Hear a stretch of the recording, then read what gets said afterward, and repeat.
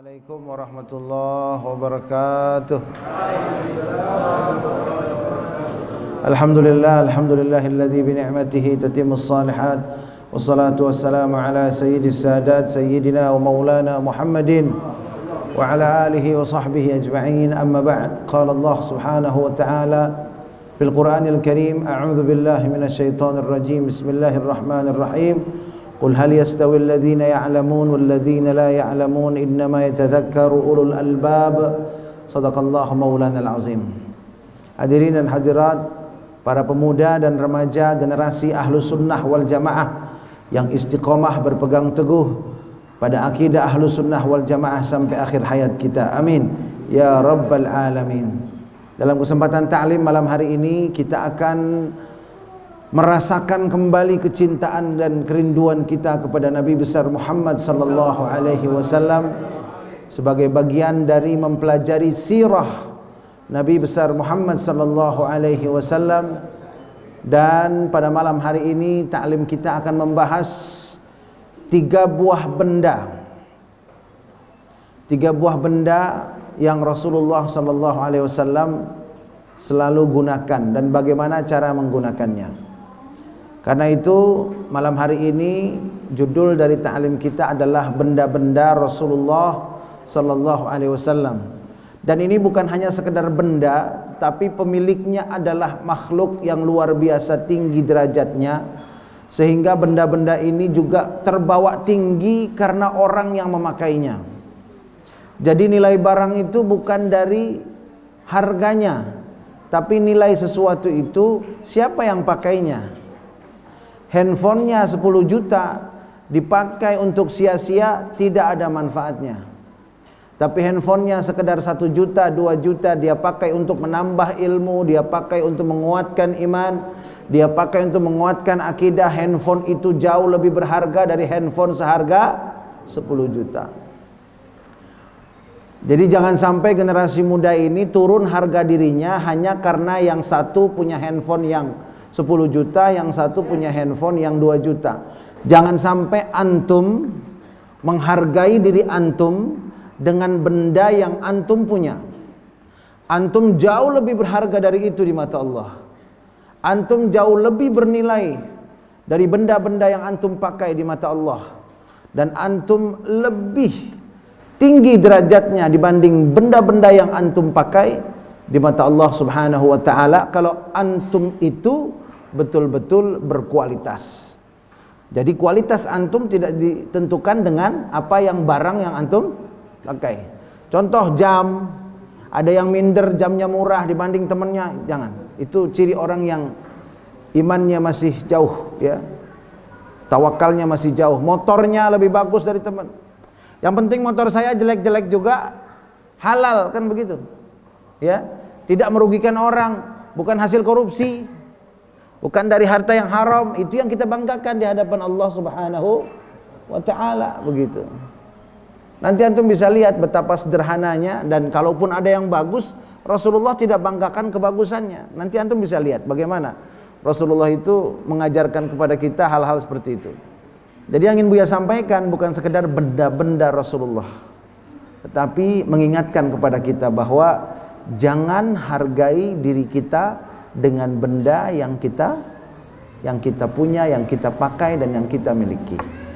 Meskipun antum pakai pakaian yang murah, tapi kalau hati antum bersih, antum lebih mulia dari orang yang berpakaian mewah tapi hatinya kotor, busuk, iri, dengki dan penuh riya. Na'udzubillah tsumma na'udzubillah min dzalik. Apalagi baju antum bagus, hatinya enggak. Baju antum bagus, hatinya bersih, cakep gak? Oh, cakep lagi. Alhamdulillah. Ya, kita akan masuk benda yang pertama. Ini adalah jubah Nabi Muhammad sallallahu alaihi wasallam. Sallu ala Muhammad. Jubah ini sekarang adanya di Turki, di sebuah museum yang dulunya itu adalah kantor pribadi dari Khalifah Utsmaniyah. Jadi Khalifah Utsman mengambil barang-barang peninggalan Rasulullah dan diletakkan di kantor pribadinya supaya beliau selalu dekat dengan Rasulullah. Satu. Dua, supaya beliau dapat legitimasi untuk menjadi pimpinan umat Islam sedunia. Karena itu beliau taruh di kantor pribadinya Khalifah Utsmaniyah waktu itu secara turun-temurun, sampai kemudian Khilafah Utsmaniyah runtuh dan sekarang dirubah menjadi museum, ya. Cuma nama museumnya Buya susah ngucapinnya, jadi lupa terus. Apa Tokpai namanya, apa lupa Buya itu, ya. Tokapi, ya. Iya, museum Tokapi. Kira-kira seperti itu.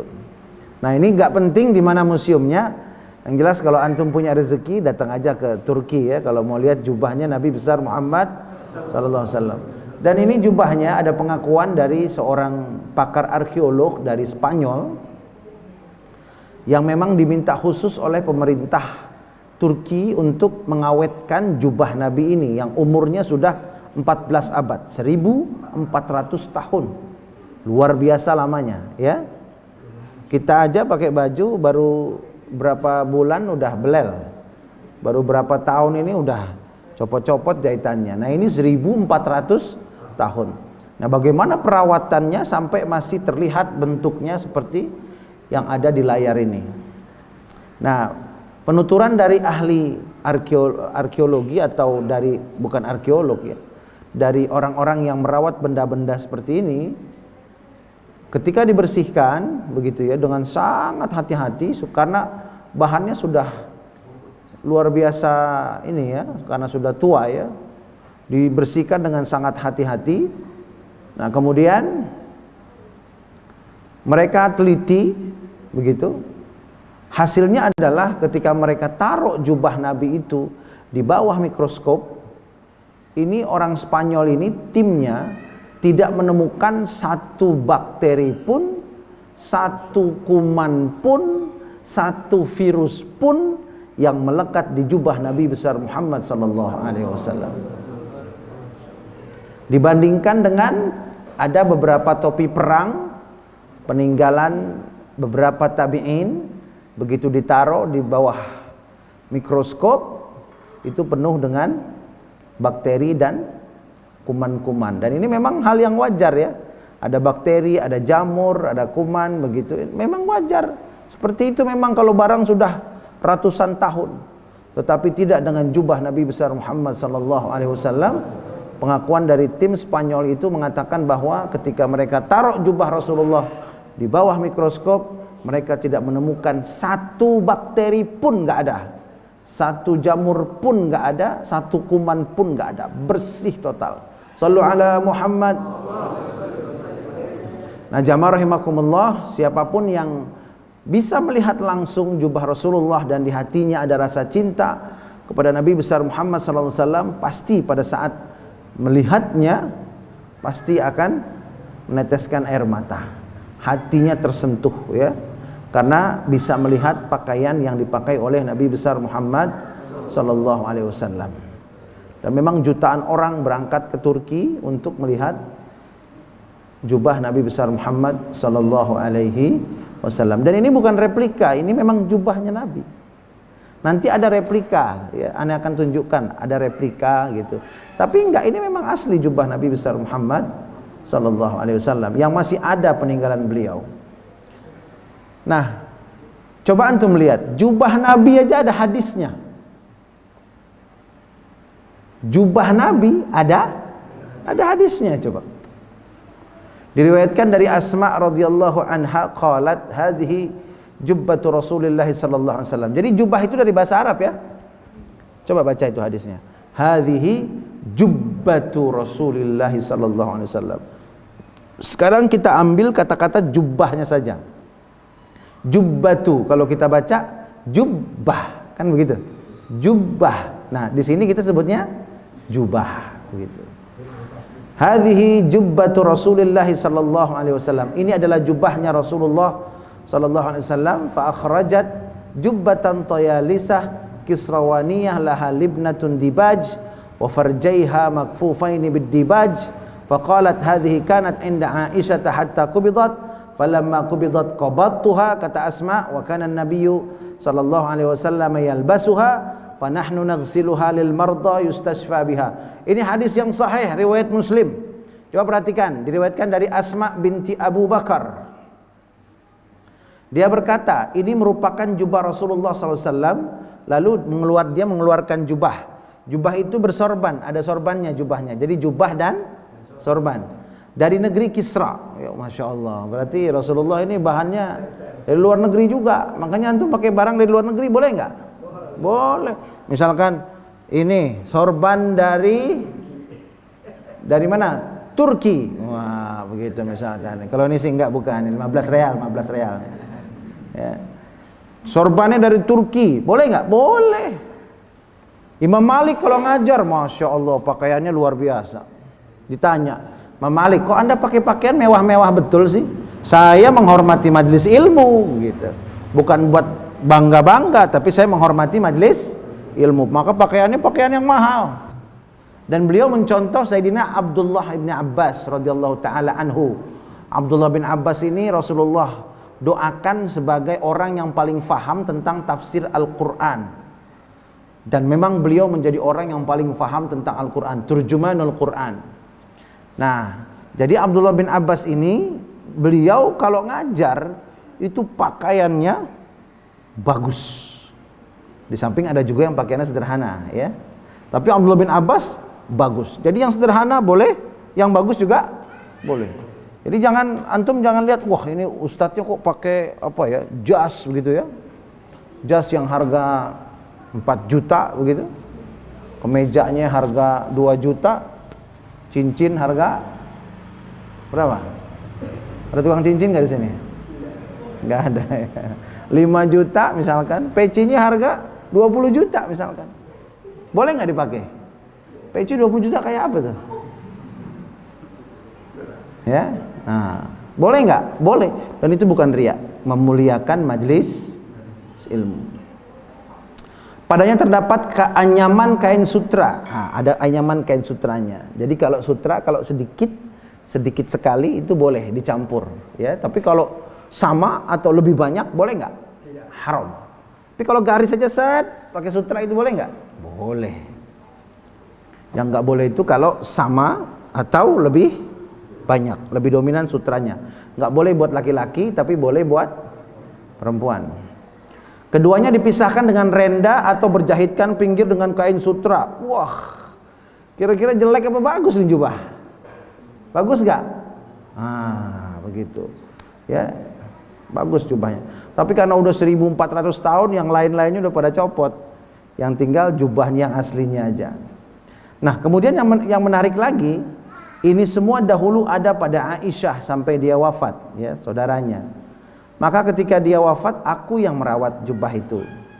Kesemua pakaian tersebut Nabi Muhammad SAW dulu selalu memakainya. Jubah yang tadi itu, yang disimpan oleh Asma. Nah, yang menarik, lalu kami kalau ada orang yang sakit, kami celupkan jubah itu ke air, kemudian kami berikan ke orang yang sakit itu sambil berdoa supaya dia sembuh. Tuh. Jadi jubah Rasulullah, kalau ada yang sakit, jubah Rasulullah dicelup di air, airnya diminum.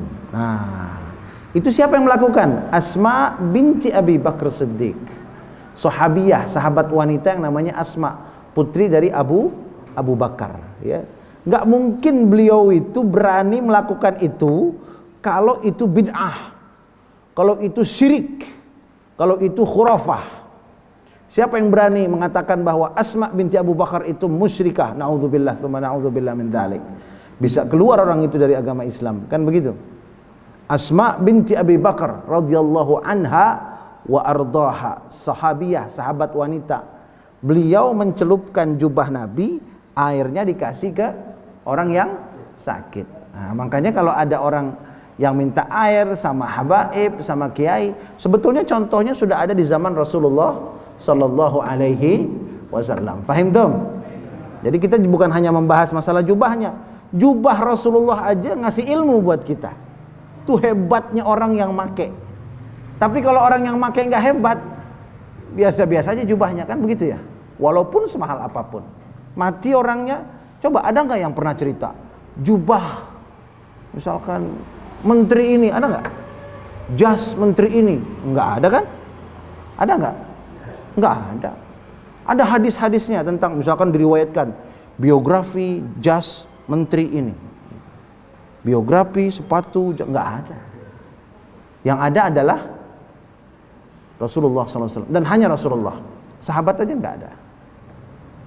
Ini istimewanya Nabi ya. Jadi jubahnya Nabi itu dipakai untuk tabarruk, mengambil keberkahan. Nah, ana pengen sampaikan kepada antum bahwa Ahlus Sunnah wal Jamaah yakin tentang tabarruk. Ini prinsip kita. Ya, paham tuh? Tabarruk itu apa? Mengambil keberkahan. Ya, mengambil keberkahan. Jadi Rasulullah SAW itu adalah sumber keberkahan. Dilanjutkan dengan warathatul anbiya-nya, pewaris para nabinya, yaitu para ulama. Nah, kita Ahlus Sunnah wal Jamaah yakin seyakin-yakinnya dengan prinsip tabarruk, artinya mengambil keberkahan. Karena ada orang yang nggak percaya dengan tabarruk, ngambil berkah itu nggak percaya, bahkan dikatakan sebagai syirik. Betul syirik kalau ngambil berkahnya ke pohon. Betul syirik kalau ngambil berkahnya ke batu. Betul syirik kalau ngambil berkahnya ke orang yang tidak sholat. Tapi kalau mengambil berkah dari orang-orang saleh, ngambil berkah dari para ulama yang istiqamah, itu adalah akidah Ahlus Sunnah wal Jamaah. Fahim tuh? Iya. Karena atharus salihin barakah. Bekas-bekas peninggalan orang saleh itu adalah berkah. Nah, kemudian yang kedua adalah sandal Rasulullah. Jadi kalau antum lihat di peci-peci itu ada bentuk begitu, sama ini kayak sandal ini, itu sandal Rasulullah itu. Kalau di peci ada yang di sini suka ada ya, bulat, atasnya runcing, bulat terus bawahnya bunder gitu. Itu sandal Nabi itu, coba lihat sandal Nabi. Ini umurnya berapa? 1400 tahun, 14 abad juga. Makanya modelnya begini. Sandal Rasulullah sallallahu alaihi wasallam. Luar biasa ya. Sandalnya begini Nabi, dari kulit ini. Hadisnya ada, Masya Allah. Nah, ini sandal aja ada hadisnya. Katanya bagaimana? Dari Qatadah radhiyallahu anhu qala qultu li Anas bin Malik. Aku bertanya kepada Anas bin Malik. Qatadah ini tabi'in, muridnya Anas bin Malik. Kaifa kana na'lu Rasulullah sallallahu alaihi wasallam? Bagaimana sendalnya Nabi? Nah, ditanya, bagaimana sendalnya Nabi? Tanyanya kepada Anas bin Malik, orang yang pas. Anas bin Malik itu asistennya Rasulullah. Jadi Anas bin Malik itu kalau kemana-mana bawa satu bantal buat duduk Nabi, dua bawa sendalnya Nabi.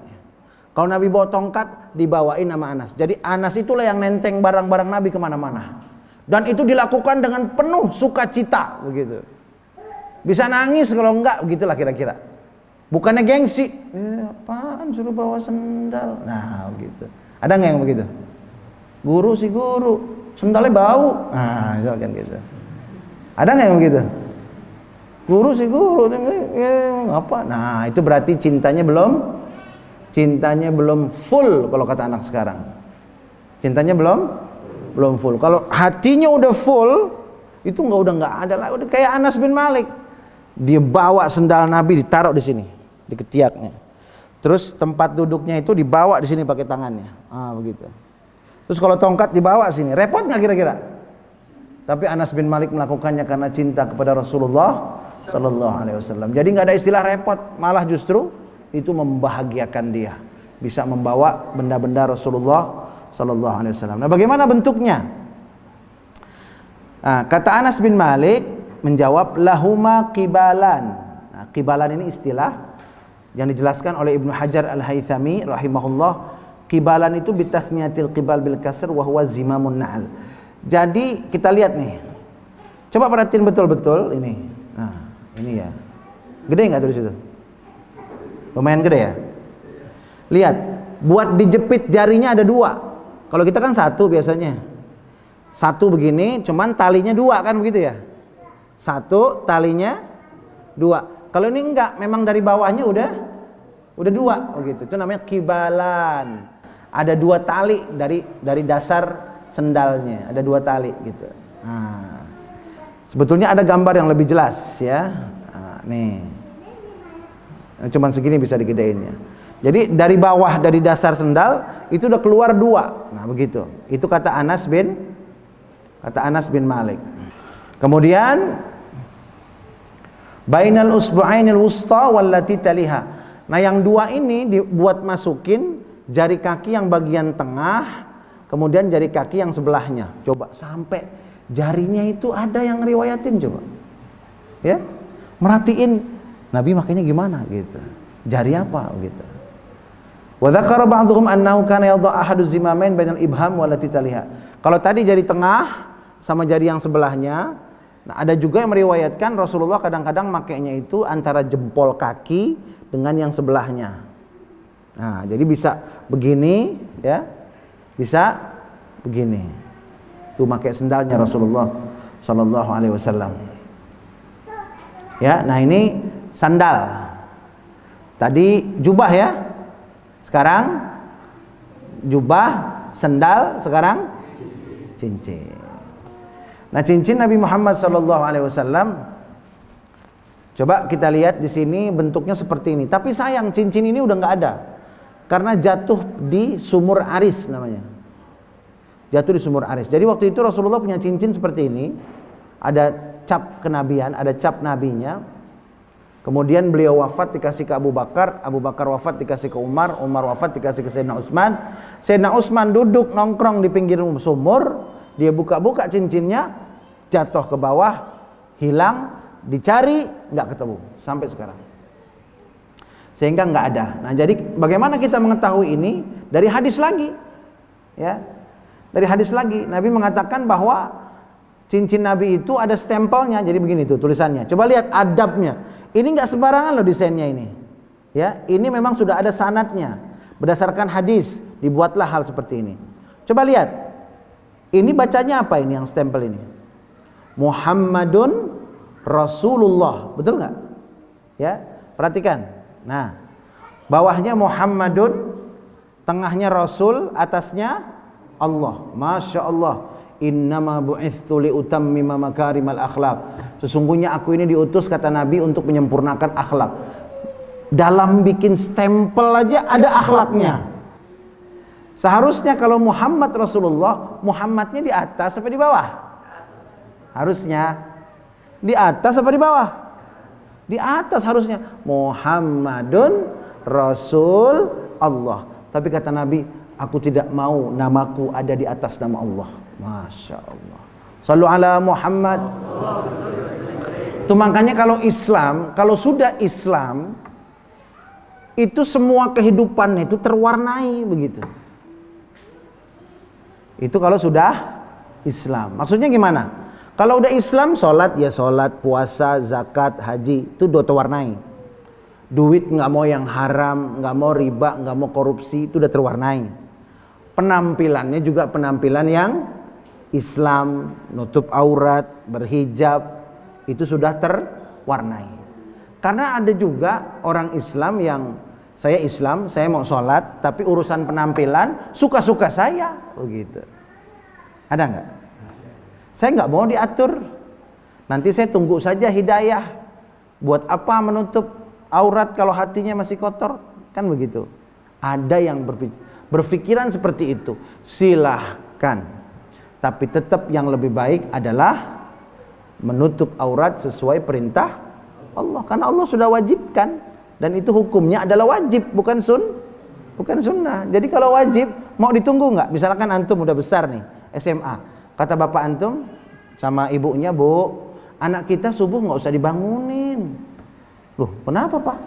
Biar aja dia itu berpikir sendiri. Kalau kita bangunin terus, dia malah melawan. Sekarang kita udah biarin aja, supaya dia dewasa sendiri. Kira-kira betul apa salah? Betul apa salah? Nah kalau dapat hidayah, kalau sampai tua kesiangan siang subuhnya bagaimana? Muda kesiangan subuh, sampai tuanya subuh masih kesiangan, repot nggak? Tuh orang tuanya dapat dosa nggak? Nauzubillah. Makanya ini harus di ini. Nah ini Ini dalam penulisan aja sudah ada akhlaknya ya, Muhammad Rasul. Nah, kenapa Rasulullah bikin stempel di cincinnya? Karena para sahabat mengatakan kepada Nabi waktu Nabi mau menyebar surat ke berbagai penjuru dunia berdakwah, ke Kisra, ke Rum gitu ya. Nah, kata para sahabat itu raja-raja itu nggak akan terima surat yang nggak pakai stempel. Begitu. Yang nggak pakai stempel. Nah, akhirnya Rasulullah bikin sendiri Rasulullah ini. Ini naqastu, ini Rasulullah pahat sendiri dengan tangan beliau. Ini Muhammad Rasulullah ini, ya. Kemudian kalau ada surat distempel. Nah, begitu, distempel pakai cincinnya. Paham tuh? Ya. Nah, kemudian cincin Nabi itu makainya di mana? Makanya di mana? Secara singkat karena waktu ya. Secara singkat, Nabi pakai cincin itu dalam riwayat yang paling kuat di kelingking kanan. Kelingking kanan. Jadi ada riwayat yang mengatakan kelingking kiri.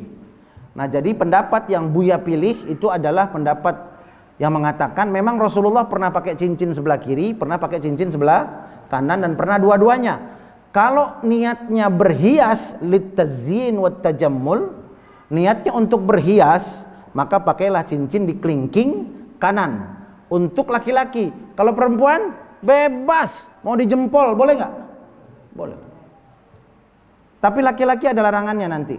Kata Sayyidina Ali nanti itu dalam riwayat Muslim, Rasulullah melarangku memakai cincin di jari yang ini dan ini.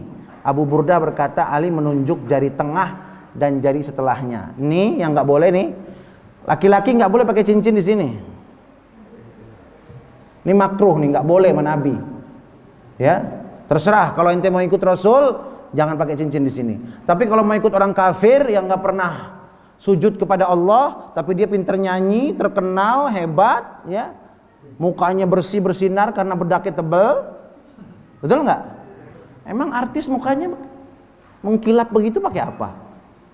Kadang-kadang kita suka mikir, kok muka saya demek kalau dia kok mengkilap banget begitu. Ya iyalah, coba ente pakai bedak 2 cm, mengkilap ente. Tapi begitu hujan, demek lagi. Betul nggak? Makanya paling enak itu yang alami, ya enggak? Bukan topeng. Bukan apa? Topeng, ya. Bukan topeng, yang alami ini muka saya begitu. Nanti kelihatan pada satuannya. Yang perempuan coba deh. Coba dicoba kalau mau coba betul omongan Buya bener atau enggak. Coba aja kalau nggak percaya. Tapi tua dulu.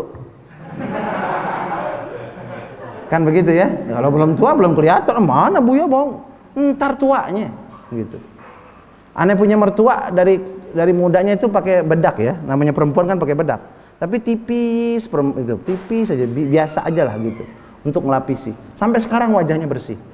Nenek aneh juga begitu, pakai bedaknya tipis banget, bedaknya nggak ganti-ganti, bedaknya nggak meranak orok lagi tengkurap.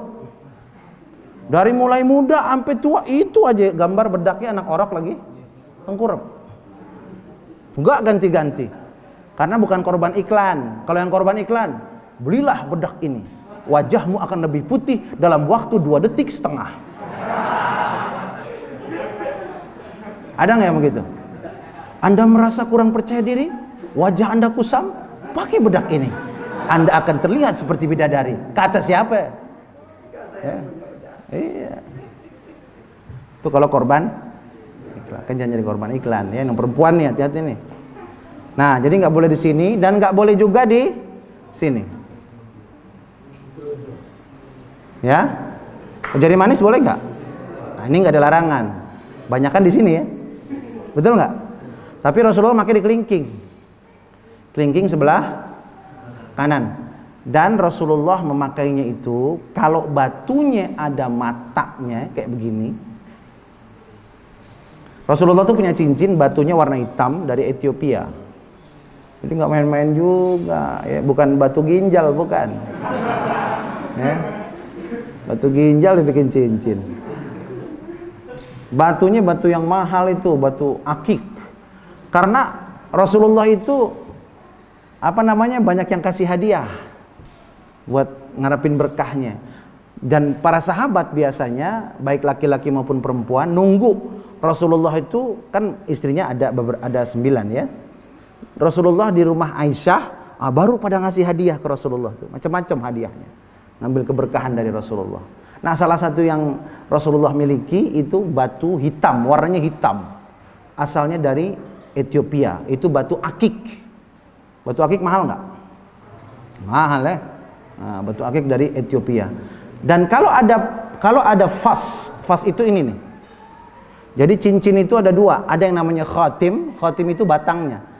Rasulullah cincinnya batangnya dari perak, nggak pernah dari yang emas. Pernah Rasulullah pakai sekali, setelah itu semua sahabat pakai lagi cincinnya, langsung beliau lempar dan beliau katakan, aku tidak akan pernah memakainya lagi.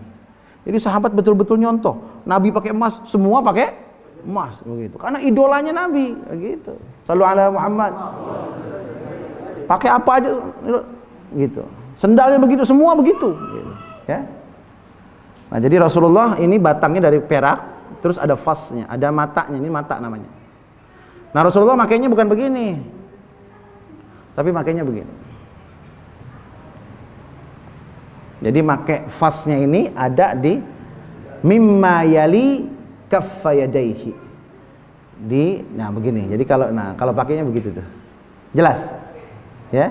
Nah, jadi makainya begini yang sunnah. Jadi kalau ada ustadz, ada kiai, ada habaib pakai cincin begini, ente jangan ngatain ente. Itu batunya mahal-mahal, ngapain taruh di bawah, kan begitu. Ya, berarti bukan dia yang salah, entenya nggak tahu, nggak ngaji. Karena justru ini ada sesuai dengan sunnah Rasulullah SAW. Jadi kalau yang mau pakai cincin boleh nggak? Boleh.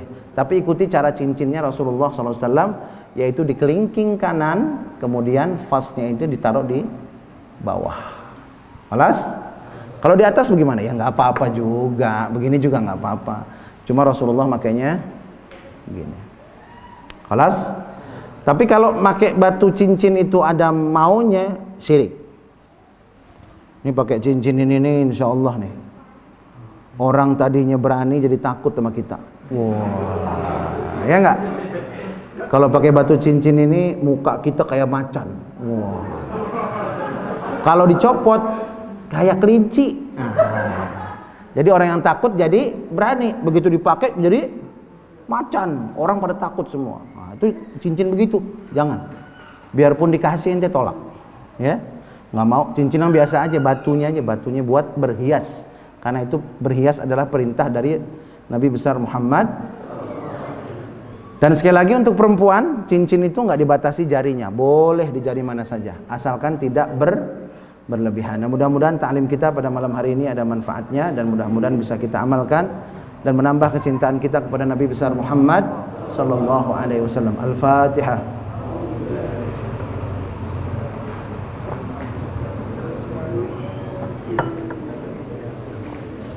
Siratal mustaqim siratal ladzina an'amta 'alaihim ghairil maghdubi 'alaihim waladdallin. Amin. Bismillahirrahmanirrahim. Alhamdulillah Rabbil Alamin hamdan yuwafi ni'mah wa yukafi mazidah. Ya Rabbana lakal hamd wa lakal syukru kama yanbaghi li jalali wajhikal karim wa li 'azimi sultanik. Allahumma shalli wa sallim ala sayyidina Muhammad wa ala ali sayyidina Muhammad. Allahumma la tada' lana fi majlisina hadha dhanban illa ghafartah wa la 'aiban illa satartah wa la maridan illa shafaitah ولا دينا إلا قضيته ولا حاجة من حوائج الدنيا والآخرة إلا قضيتها ويسرتها يا الله رب العالمين. ربنا هب لنا من أزواجنا وذرياتنا قرة أعين وجعلنا للمتقين إماما. ربنا اغفر لنا ولوالدينا وارحمهما كما ربيانا صغارا. ربنا آتنا في الدنيا حسنة وفي الآخرة حسنة وقنا عذاب النار بفضل سبحان ربك رب العزة عما يصفون. سلام على المرسلين والحمد لله رب العالمين. Kita baca suratul Fatihah, kita khususkan untuk guru-guru kita, orang tua kita, keluarga, sahabat yang sedang sakit, bil khusus ayahanda kami Kiai Haji Ahmad Juwaini, Allah sembuhkan, Allah pulihkan. Kemudian juga Bapak Haji Ari Gunawan Murtomo, Allah sehatkan, sembuhkan, pulihkan.